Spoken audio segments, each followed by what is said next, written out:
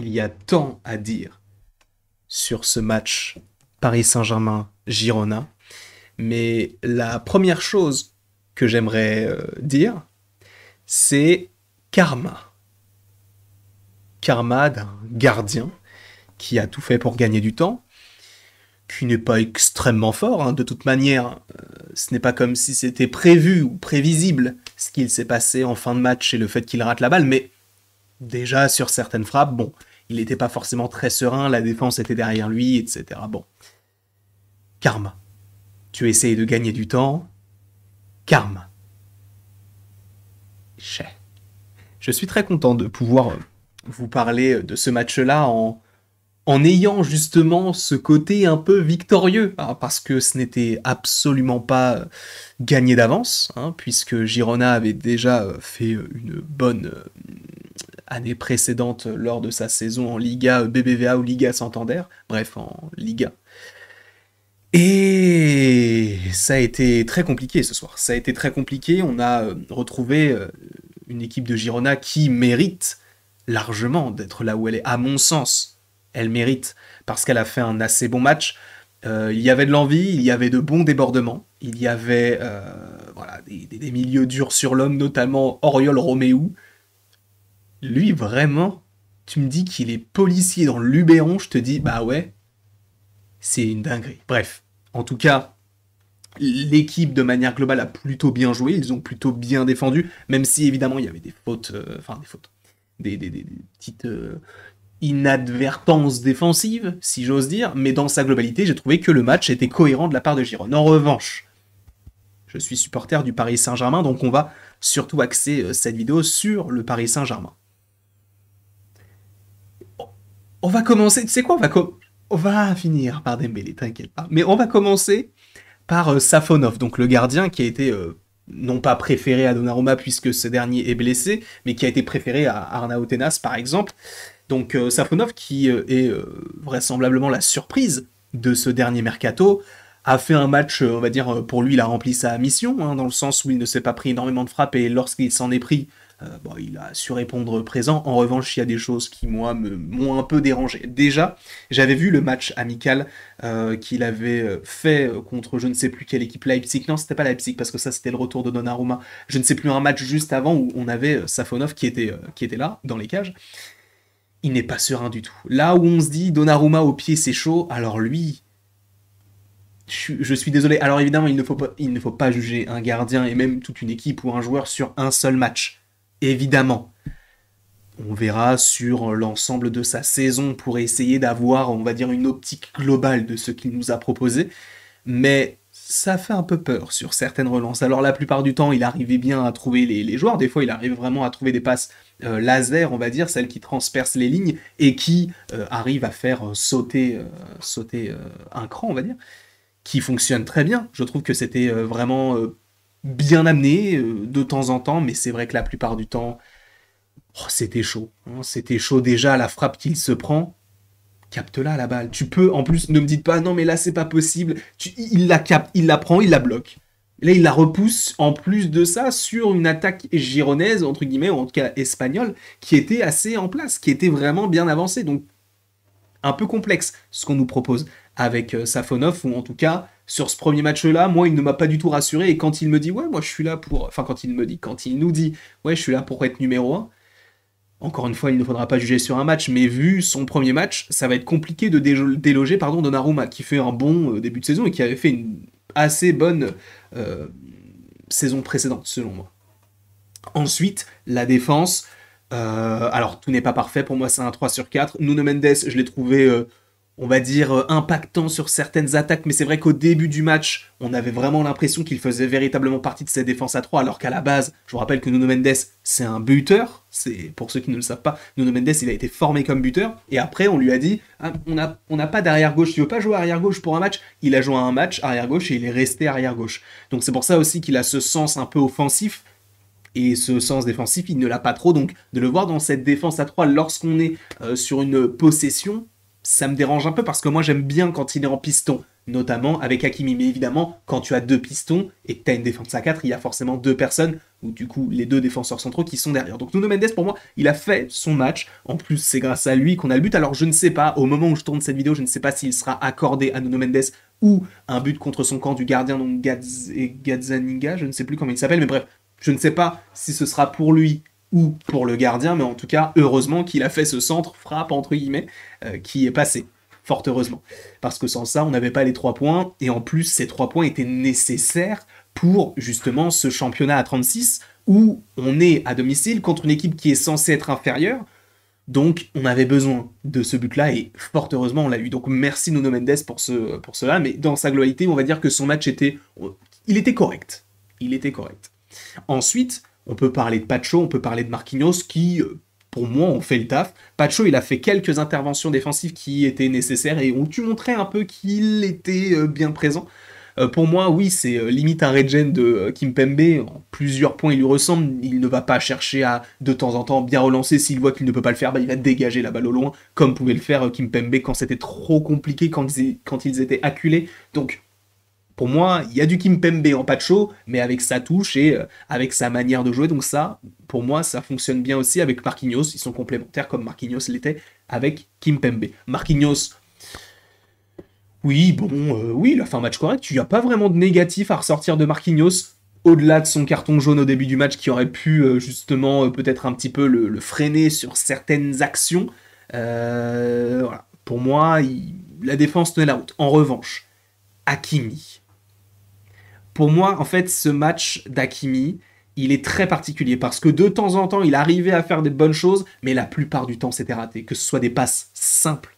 Après, on peut pas rechigner et on peut pas lui reprocher le fait qu'il ne fait pas d'efforts.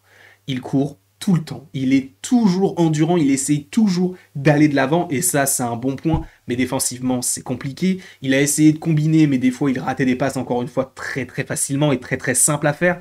Je dis ça lorsqu'on a son talent, hein. Je ne l'ai pas, donc je le précise quand même.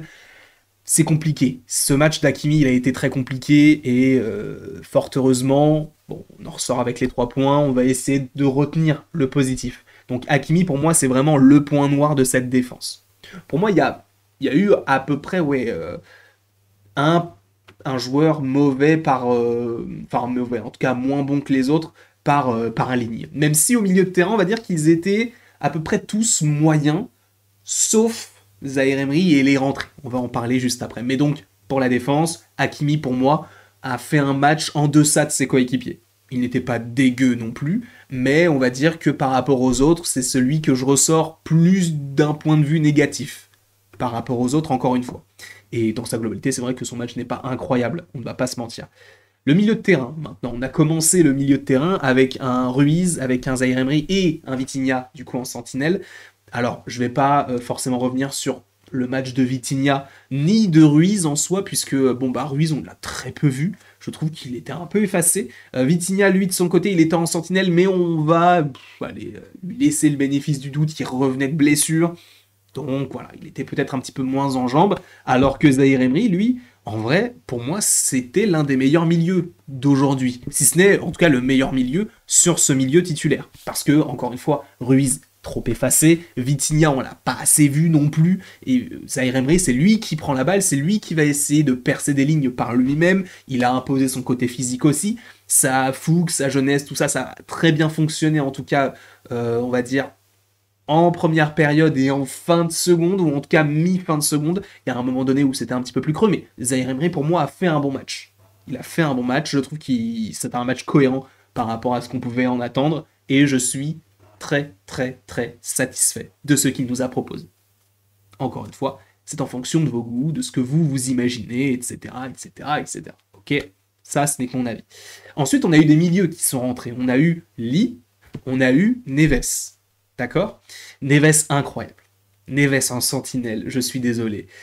Le truc en plus qui est particulier, c'est que dès qu'il a, alors il n'a pas perdu la balle, mais vous voyez en toute fin de match, à un moment donné c'était un petit peu plus compliqué, il a fait une passe un petit peu hasardeuse vers Nuno Mendes, qui lui a redonné à lui, et finalement il était un petit peu aussi entouré, et il a réussi à la redonner à Pacho, et le parc a applaudi.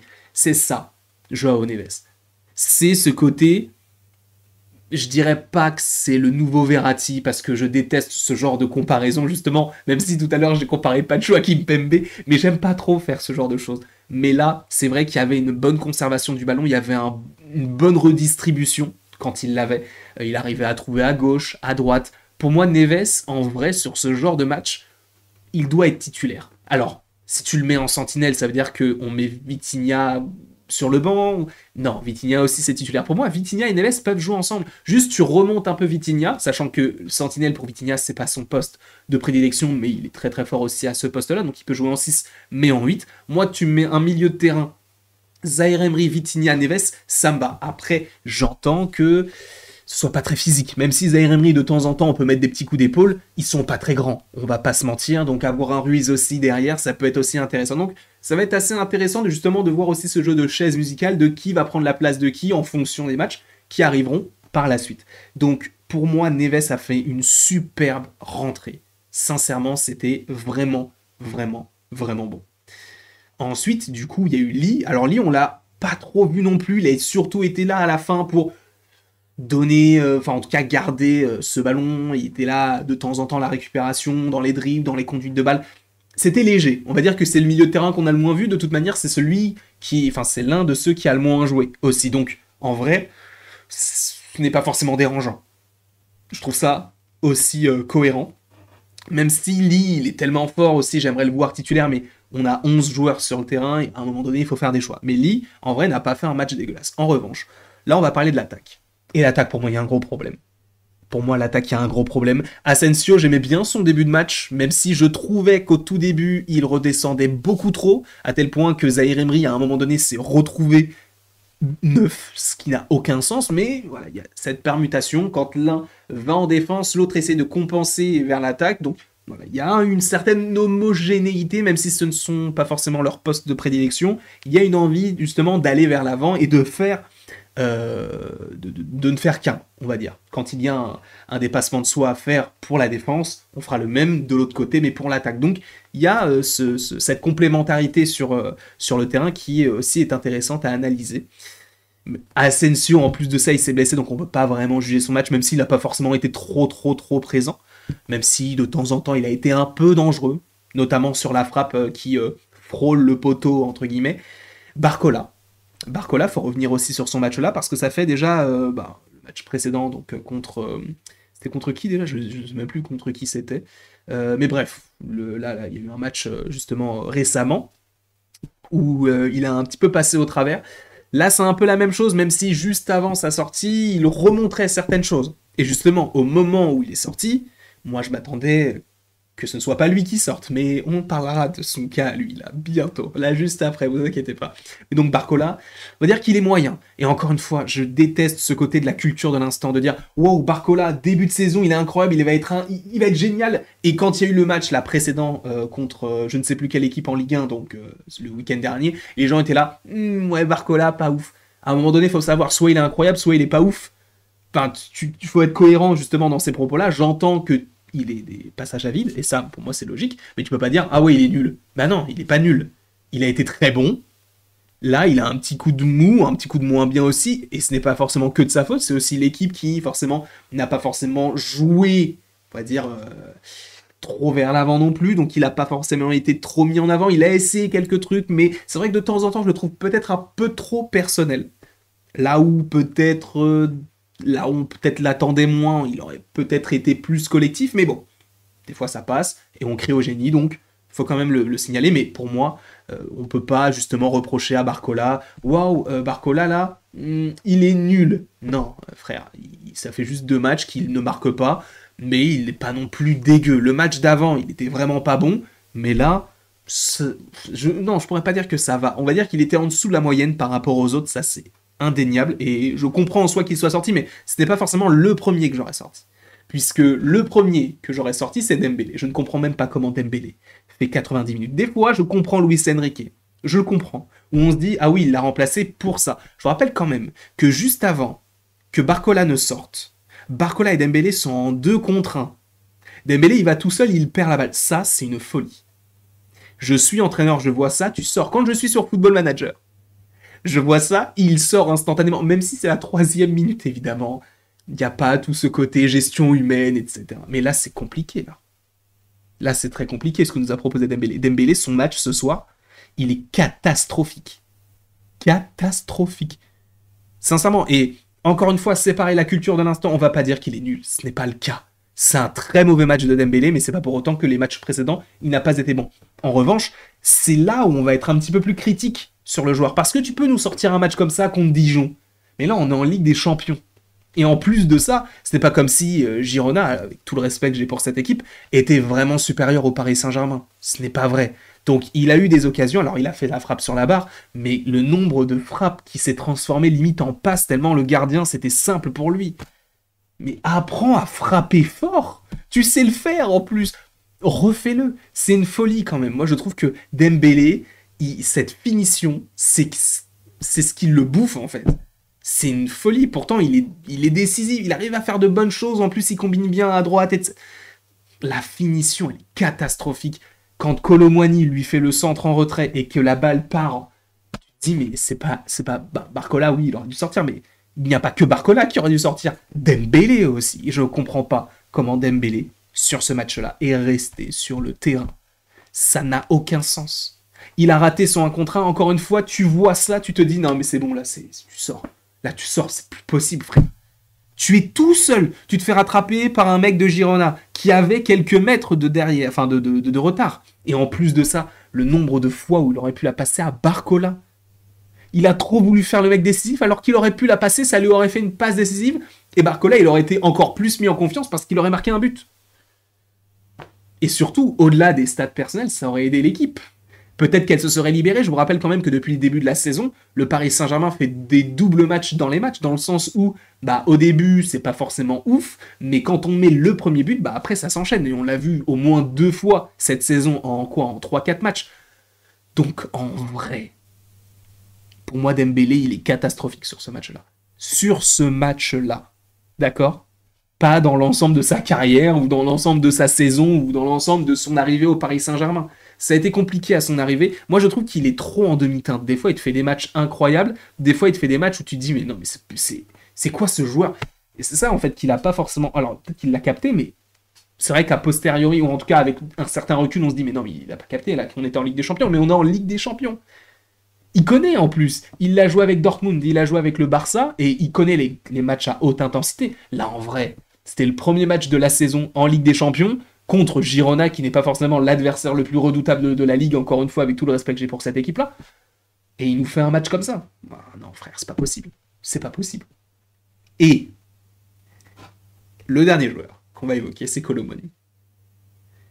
J'ai craché sur Kolo Muani la saison dernière, sur des matchs qu'il a fait, qui étaient...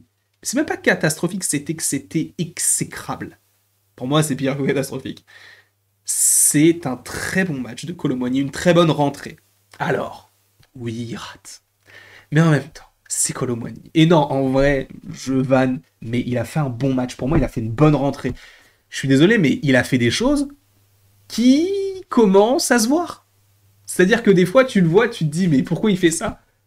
Pourquoi faire ? C'est son corps ou pas ? Là, il a réussi à peu près pas tout ce qu'il a voulu faire, parce que sinon, il aurait mis 2-3 buts. Mais je trouve qu'il a été positif dans l'ensemble du match. Il a servi de point d'appui.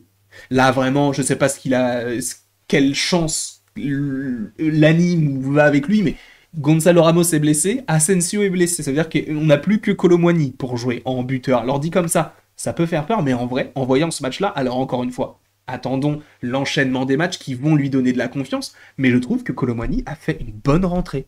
Sincèrement.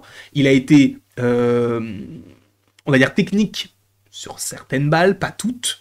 Il a su la donner au bon moment. C'est notamment lui qui lance Dembélé pour son face-à-face raté. Donc, tu vois, il y a aussi du bon en Kolo Muani. Et là, on l'a vu.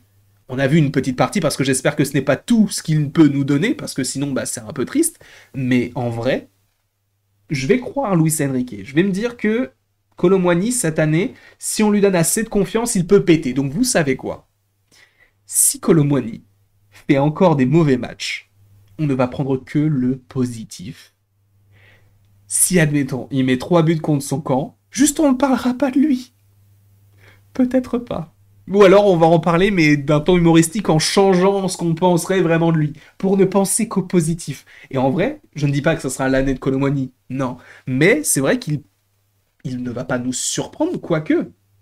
C'est possible. En tout cas, bon, ça fait 20 minutes que je parle de ce match-là. Je vous remercie grandement d'avoir été présent devant cette vidéo. N'hésitez surtout pas à l'aimer, à la partager, à la commenter et à vous abonner si ce n'est pas déjà le cas. On se retrouve demain, hein, pour ceux qui ne le sauraient pas, il y a Agatha All Along qui sort. Et en plus de ça, il y a la série sur le Seigneur des Anneaux, plus la série Twilight of the Gods, qu'il va falloir qu'on évoque également, supposément en fonction des épisodes.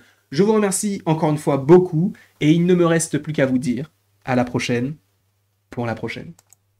Et encore une fois, merci beaucoup à vous. Je vous souhaite de passer une agréable soirée et des gros bisous, quoi.